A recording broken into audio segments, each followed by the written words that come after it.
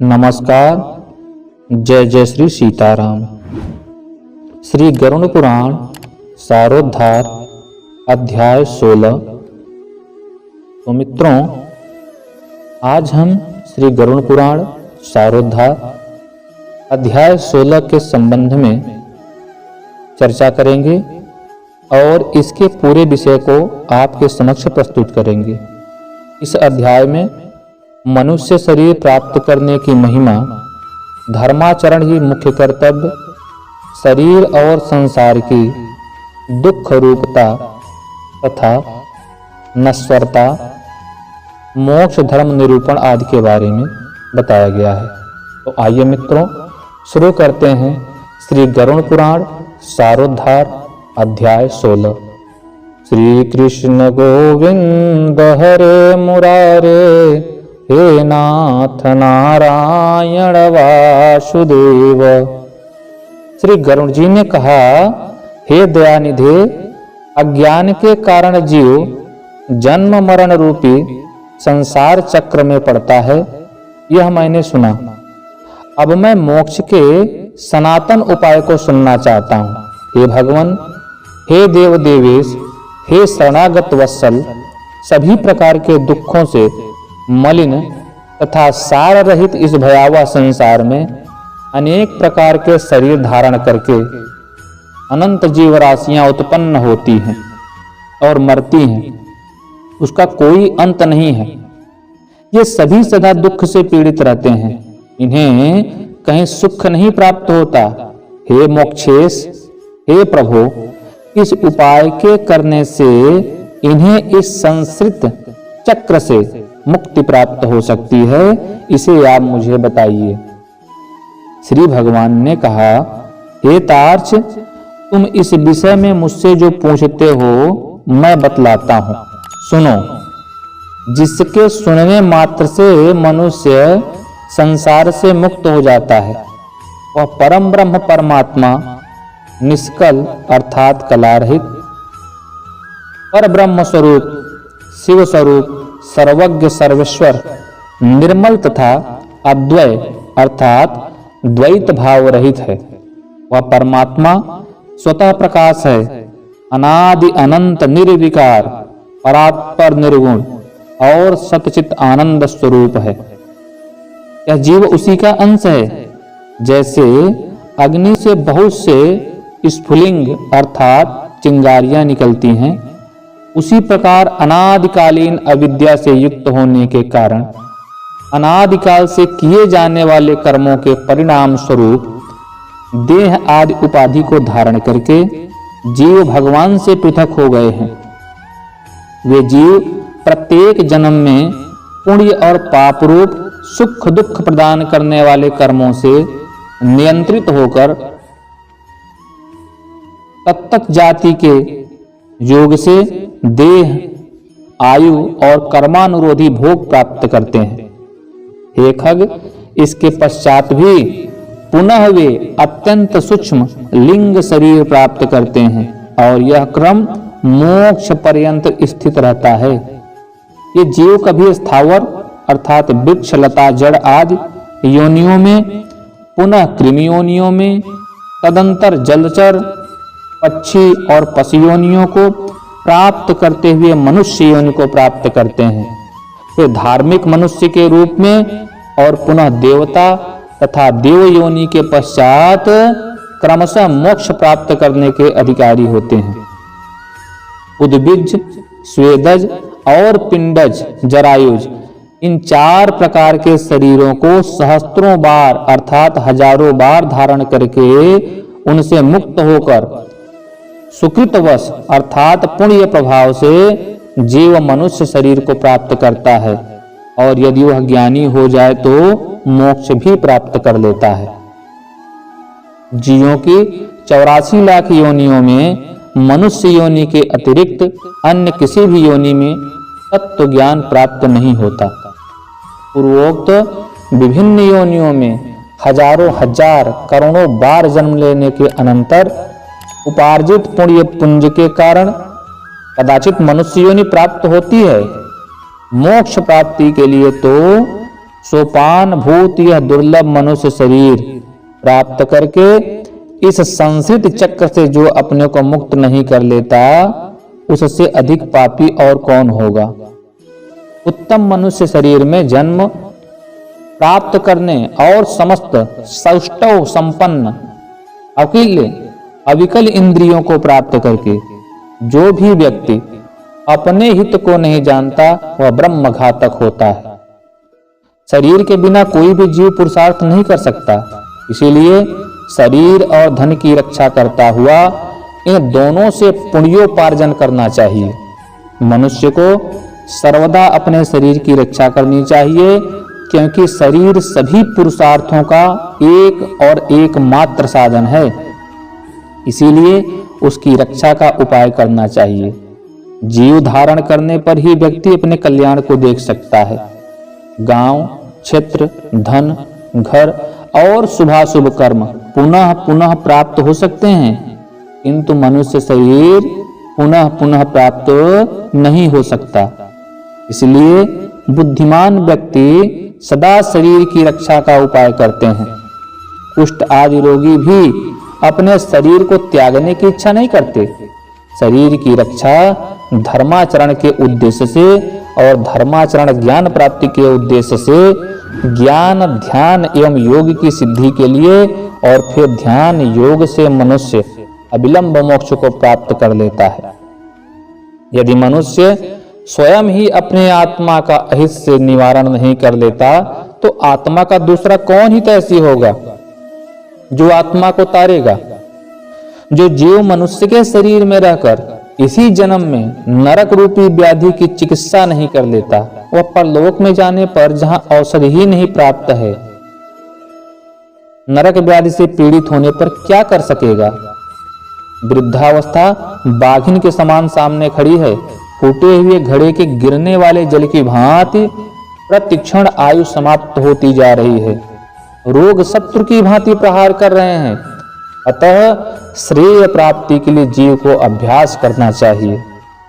जब तक दुख प्राप्त नहीं होता, जब तक आपत्तियां घेर नहीं लेती और जब तक इंद्रियों में वैकल्य अर्थात शिथिलता नहीं आ जाती, तब तक श्रेय प्राप्ति के लिए जीव को प्रयास करते रहना चाहिए। जब तक यह शरीर है, तभी तक तत्व ज्ञान का अभ्यास करना चाहिए। भवन में आग लग जाने पर कौन ऐसा दुर्बुद्धि मनुष्य है जो कुआं खोदना प्रारंभ करता है। बहुविध सांसारिक कार्य प्रपंचों में व्यस्त रहने के कारण काल का ज्ञान नहीं होता। यह क्लेश की बात है कि मनुष्य अपने सुख और दुख और हित की बात को नहीं समझता। संसार में जीवों को उत्पन्न होते हुए, रोग आदि से दुखी होते हुए, मृत्यु को प्राप्त करते हुए और आपत्तिग्रस्त तथा दुखी देखकर भी सांसारिक मनुष्य मोह रूपी मदिरा को पीकर कभी भी भयभीत नहीं होता। भौतिक संपत्ति स्वप्न के समान नश्वर और क्षणभंगुर है। यौवन भी पुष्प के समान मुरझा जाने वाला है। आयु बादलों की चमकने वाली बिजली के समान चंचल है। यह सब जानते हुए भी मनुष्य को कैसे धैर्य हो सकता है। एक तो मनुष्य की 100 वर्ष की आयु है, जो कि बहुत थोड़ी है।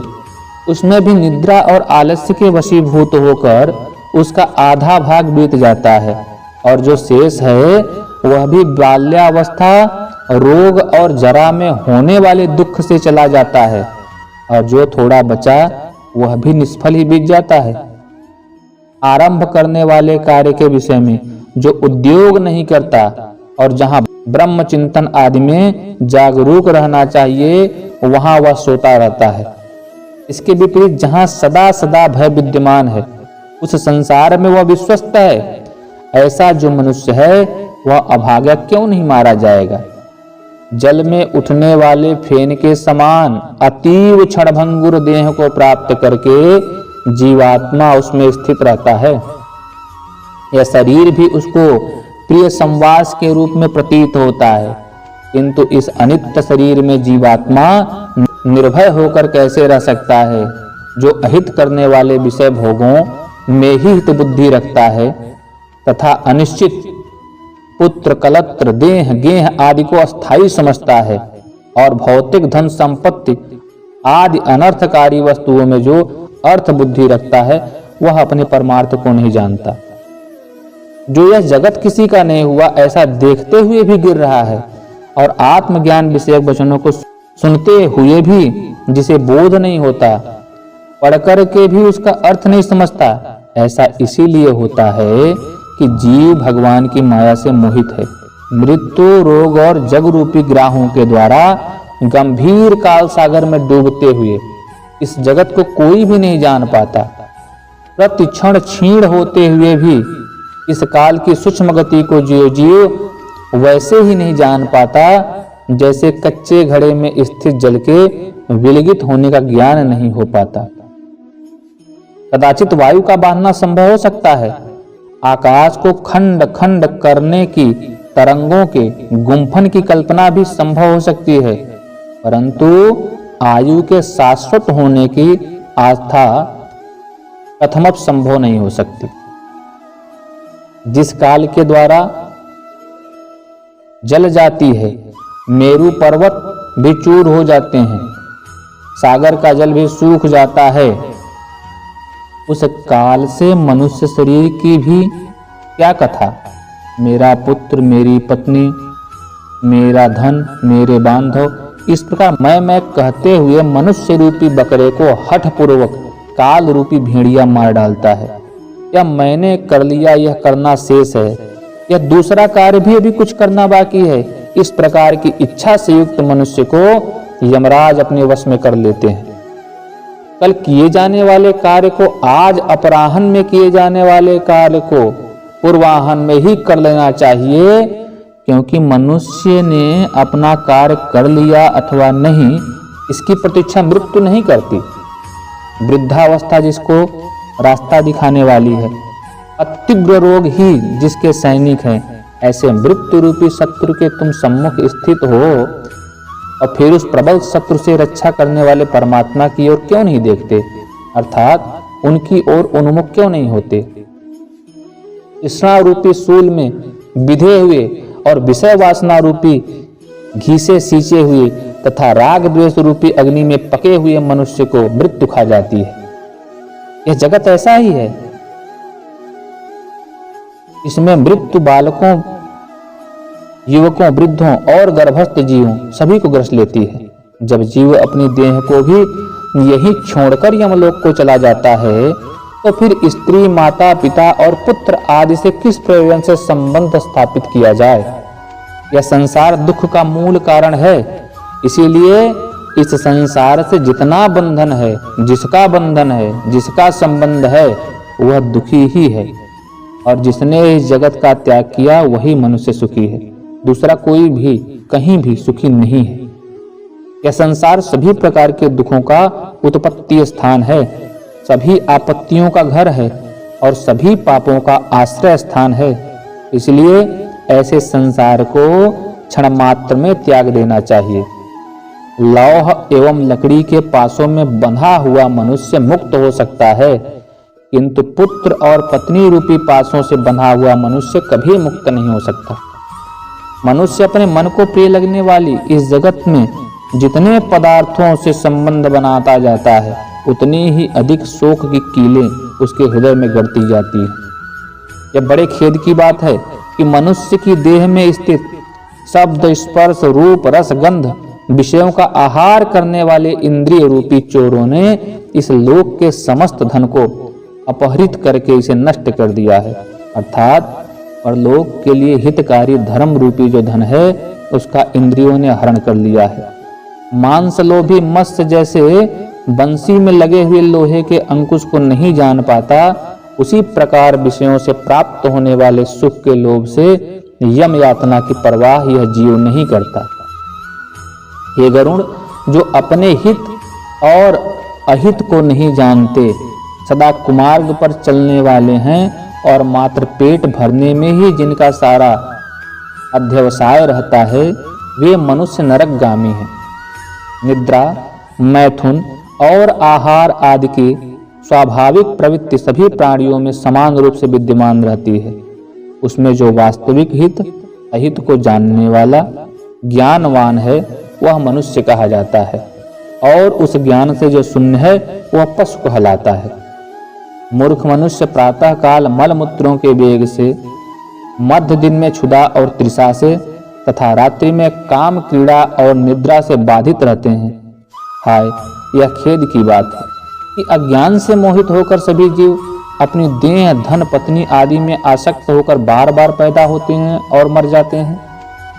इसलिए सदा आसक्ति का त्याग करना चाहिए, और यदि उसका सर्वथा त्याग न हो सके तो महापुरुषों के साथ संबंध बनाना चाहिए, क्योंकि संत पुरुष संसारासक्ति रूपी रोग के भेषज हैं। सत्संग और विवेक ये दोनों ही व्यक्ति के दो निर्मल नेत्र हैं। जिस व्यक्ति के पास नहीं है वह अंधा है। अंधा मनुष्य कुमार्गगामी क्यों नहीं होगा? अपने अपने वर्ण और आश्रम के लिए शास्त्र बोधित आचारों का पालन करने में संलग्न रहने वाले सभी मनुष्य यदि परम धर्म को नहीं जानते तो वे दंभाचारी व्यर्थ में ही नष्ट हो जाते हैं।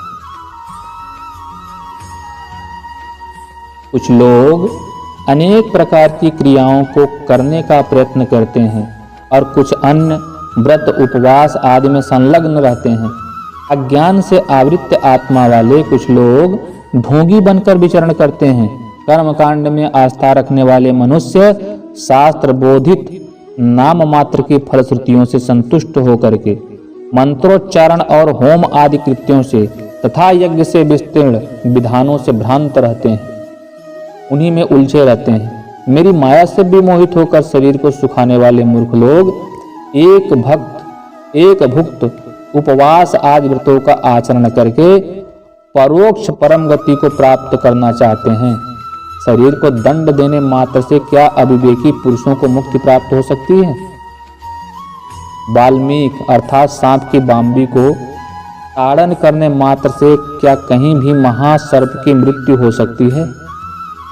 बड़ी लंबी जटाओं के भार को ढोने वाले और मृग चर्म आदि से युक्त दाम्भिक पुरुष वेश धारण करके ज्ञानी की भांति ही लोक में भ्रमण करते हैं और लोगों को भी भ्रमित करते हैं। सांसारिक सुख में आसक्त जो व्यक्ति मैं ब्रह्मज्ञानी हूँ ऐसा कहता है, मैं ब्रह्मज्ञानी हूँ ऐसा कहता है, वह कर्म मार्ग तथा ब्रह्म ज्ञान मार्ग दोनों मार्गों से भ्रष्ट हो जाता है। उसे चांडाल की भांति छोड़ देना चाहिए। संसार में, घर में और अरण्य अर्थात जंगल में लज्जा त्याग कर समान रूप से नग्न होकर गर्दभ आदि पशु भी विचरण करते हैं, तो क्या इस आचरण से वे संसार से विरक्त हो जाते हैं? यदि मिट्टी और भस्म के धारण करने मात्र से मनुष्य मुक्त हो जाए तो मिट्टी और भस्म में शयन करने वाला वह कुत्ता भी क्या मुक्ति प्राप्त कर लेगा?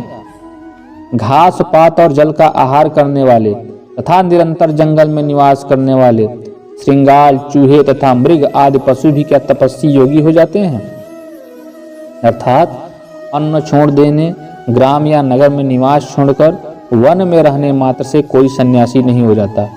मंडूक अर्थात मेढक और मत्स्य आदि जलचर जीव जन्म से लेकर मृत्यु पर्यंत गंगा आदि नदियों में निवास करते हैं, तो क्या वे योगी हो जाते हैं? कबूतर सिलवृत्ति कंकड़ का आहार करने वाले हैं तथा चातक कभी भी भूमि पर स्थित जल को नहीं पीते, तो क्या इससे वे व्रती हो जाते हैं? इसलिए हे खगेश्वर, पूर्वोक्त संपूर्ण कर्मानुष्ठान केवल लोक रंजन मात्र के लिए है। मोक्ष का कारण लोक रंजन मात्र के लिए है। इसलिए हे खगेश्वर, पूर्वोक्त संपूर्ण कर्मानुष्ठान केवल लोक रंजन मात्र के लिए है। मोक्ष का अकारण तो साक्षात तत्व ज्ञान ही है। हे खग, खड़ दर्शन रूपी महाकूप में पड़े हुए मनुष्य रूपी पशु परमार्थ को नहीं जानते, क्योंकि वे पशुपाश से नियंत्रित रहते हैं। वेद और शास्त्र रूपी घोर समुद्र में इधर उधर ले जाए जाते हुए कुतार्किक व्यक्ति खड़ूर्मियों अर्थात क्षुधा, पिपासा, शोक, मोह और जन्म मृत्यु को खडूर्मी कहा जाता है, इससे ग्रसित होकर स्थित रहते हैं। वेद शास्त्र और पुराणों को जानने वाला भी जो मनुष्य परमार्थ को नहीं जानता, विडंबनाग्रस्त उसका पूर्वोक्त संपूर्ण ज्ञान कौवे के कांव कांव करने जैसा है। परम तत्व से परांगमुख जीव का यह ज्ञान है, यह ज्ञेय है। इसी चिंता से व्याकुल होकर रात दिन जो शास्त्रों का अध्ययन करते हैं, काव्य उचित अलंकारों से सुशोभित गद्य वाक्य रचना या छंदोबद्ध कविता की रचना करने पर भी विषयाभोग के प्रति लालायित इंद्रियों वाले तत्व ज्ञान रहित मूढ़ व्यक्ति नाना चिंताओं के कारण दुखी रहते हैं। परम तत्व की प्राप्ति तो अन्य प्रकार से होती है, किंतु लोग अन्य प्रकार के उपाय करके क्लेश प्राप्त करते हैं। शास्त्र का भाव तो कुछ और होता है, परंतु वे उसकी व्याख्या कुछ दूसरे प्रकार से करते हैं। कुछ अहंकारी व्यक्ति गुरुपदेश आदि को प्राप्त न करके भी उन्मनी भाव के विषय में कहते हैं, पर वे स्वयं उसका अनुभव नहीं करते। बहुत से लोग वेद और शास्त्र का अध्ययन तो करते हैं और परस्पर एक दूसरे को बोध भी कराते हैं, तात्पर्य यह है समझाते हैं, पर वे परम तत्व के विषय में उसी प्रकार कुछ नहीं जानते जिस प्रकार कलछी पाकर रस को नहीं जानती। पुष्प को धारण तो सिर करता है, किंतु उस पुष्प की गंध को नासिका ही जानती है। ठीक उसी प्रकार से वेद और शास्त्र का अध्ययन में उसी प्रकार भटकता फिरता रह जाता है, जैसे कोई मूर्ख ग्वाला अपनी कोख में बकरे को पकड़ के रखने पर भी उसको खोजने के लिए कुएं में देखता है। संसार के मोह का नाश करने के लिए शास्त्र के शब्दों के अर्थ को जानना मात्र पर्याप्त नहीं है। दीपक की बात से कभी अंधकार की निवृत्ति नहीं हो सकती है।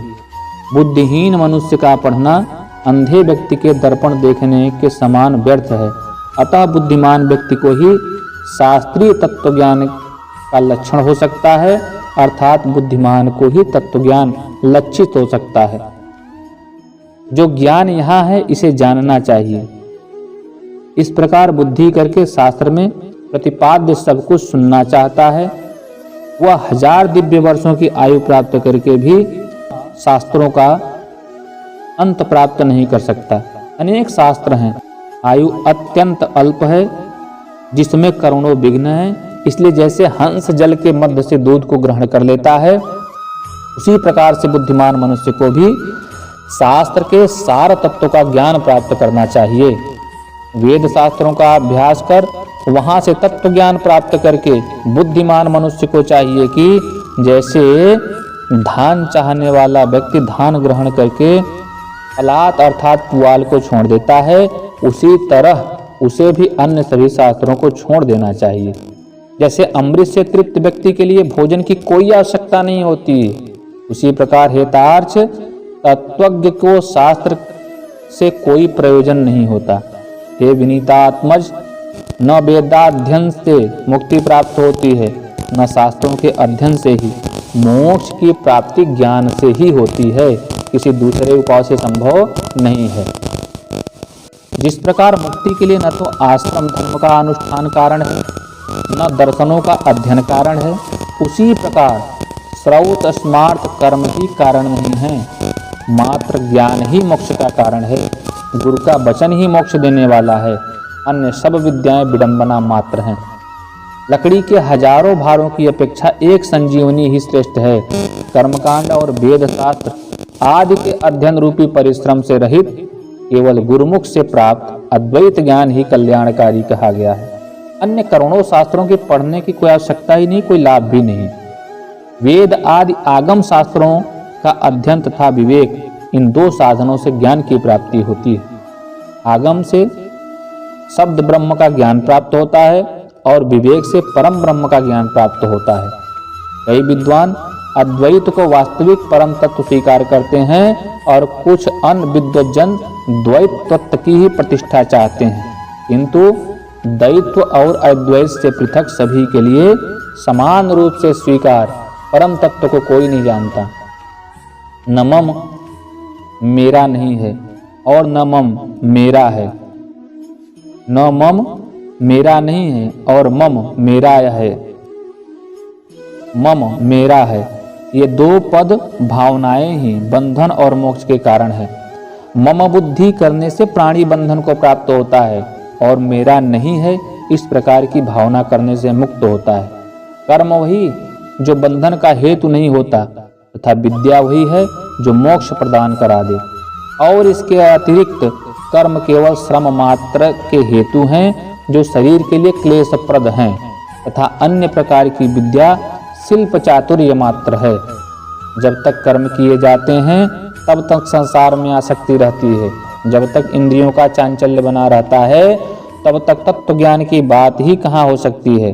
और जब तक मन देहाभिमान देह को अपना स्वरूप मानता है, जब तक ममता रहती है, जब तक प्रयत्नों का वेग रहता है, जब तक संकल्प की कल्पना होती रहती है, जब तक मन स्थिर नहीं हो जाता, जब तक शास्त्र का चिंतन नहीं किया जाता तथा जब तक गुरु की कृपा प्राप्त नहीं होती, तब तक तत्व ज्ञान की चर्चा ही कहाँ होती है।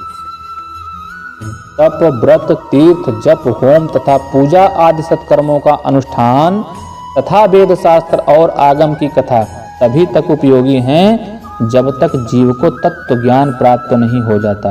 इसलिए हेतार्थ, यदि अपने मोक्ष की इच्छा हो तो सर्वदा संपूर्ण प्रयत्नों का सभी अवस्थाओं में निरंतर अनुष्ठान करके तत्व ज्ञान की प्राप्ति में संलग्न रहना चाहिए।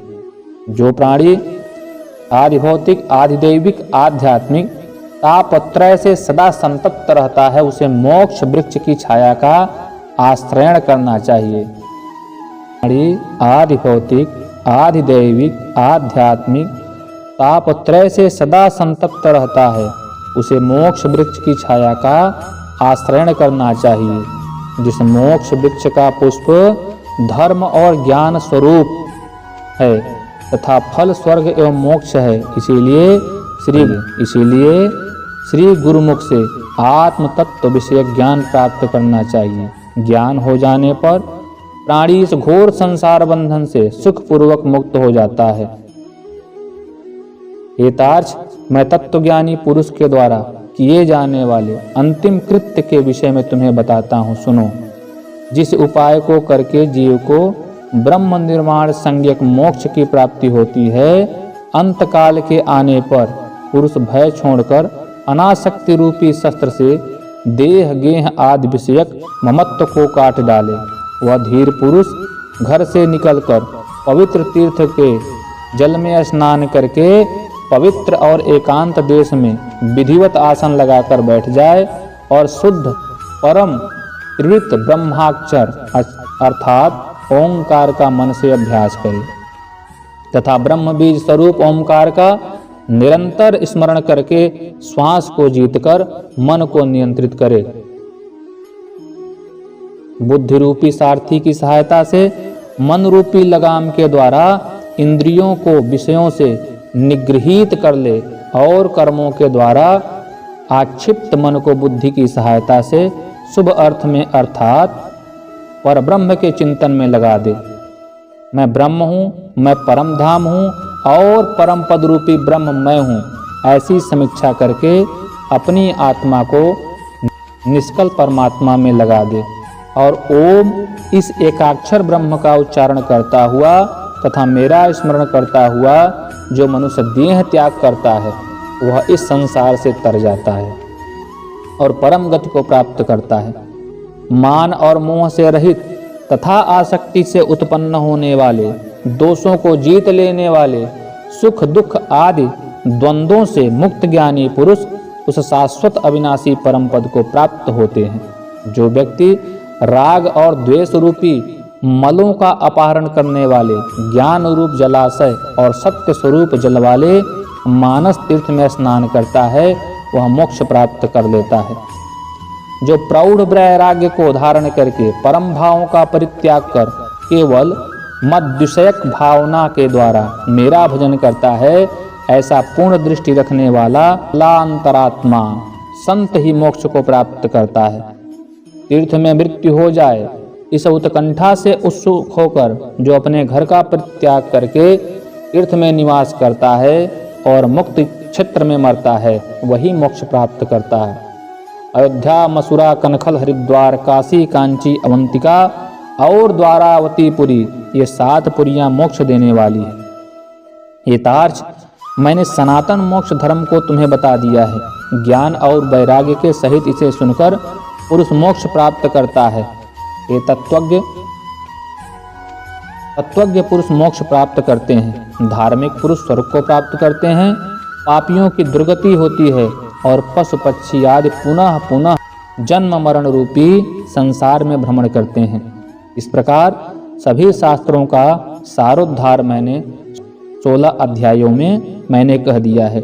अब और क्या सुनना चाहते हो? सूत जी ने कहा, हे राजन, गरुड़ जी ने भगवान के मुख से ऐसा वचन सुनकर उन्हें बारंबार प्रणाम करके अंजलि बांधकर इस प्रकार कहा। गरुड़ जी ने कहा, हे देवादिदेव भगवान, हे नाथ, हे प्रभु, अपने अमृतमय वचनों को सुनाकर आपने मुझे भवसागर से तार दिया है। अब मेरा संदेह समाप्त हो गया है और मैं कृतार्थ हो गया हूँ, इसमें संशय नहीं है। ऐसा कहकर गरुड़ जी ने मौन होकर भगवत ध्यान परायण हो गए। स्मरण करने से जो दुर्गति का हरण कर लेते हैं और पूजन यज्ञ के द्वारा जो सद्गति प्रदान करते हैं और अपनी परम भक्ति के द्वारा जो मुक्ति प्रदान करते हैं, वे हत मेरी रक्षा करें। इस प्रकार गरुड़ पुराण के अंतर्गत सारोद्धार में भगवान विष्णु और गरुड़ के संवाद में मोक्ष धर्म निरूपण नामक 16वां अध्याय पूर्ण हुआ। श्री कृष्ण गोविंद हरे मुरारे, हे नाथ नारायण वासुदेव। तो मित्रों, इस प्रकार हमने क्रमशः प्रथम अध्याय से लेकर 16 अध्याय की कथा आप सबके समक्ष प्रस्तुत किया और प्रयास किया कि सरलतम भाषा में आपके सम्मुख इसको प्रस्तुत किया जाए। इसके अलावा भी यदि किसी की इच्छा है कि अवधी और भोजपुरी भाषा में भी श्री गरुड़ पुराण सारोद्धार की कथा को सुनना चाहता है तो कमेंट करके आप बताइए, तो उस भाषा में भी आपको उपलब्ध करा दिया जाएगा। साथ ही साथ ये जानकारी अगर आपको कर्णप्रिय लगी हो और आपके हृदय को रुचिकर लगी हो तो कृपया लाइक करके चैनल को सब्सक्राइब करके जरूर जाइएगा और अपने विचार भी कमेंट में रखिएगा तथा अपने इष्ट मित्रों से साझा करना न भूलिएगा। गरुड़ पुराण का जो सतत अध्ययन करता है, चिंतन करता है, श्रवण करता है, वाचन करता है, सुनता सुनाता है, वह भी उतने ही लाभ का अधिकारी है जितना कि ये परम ज्ञानी और तपस्वी है। इसीलिए आप सब इस कथा को बारंबार सुनिए YouTube के माध्यम से और आप इस कथा का पुण्य लाभ प्राप्त कीजिए, क्योंकि यह कथा भी आप उच्च कोटि के द्विज के द्वारा सुन रहे हैं। पूरे कथा को अंत तक सुनने के लिए, देखने के लिए आप सभी का हृदय से धन्यवाद। नमस्कार। जय जय श्री सीताराम।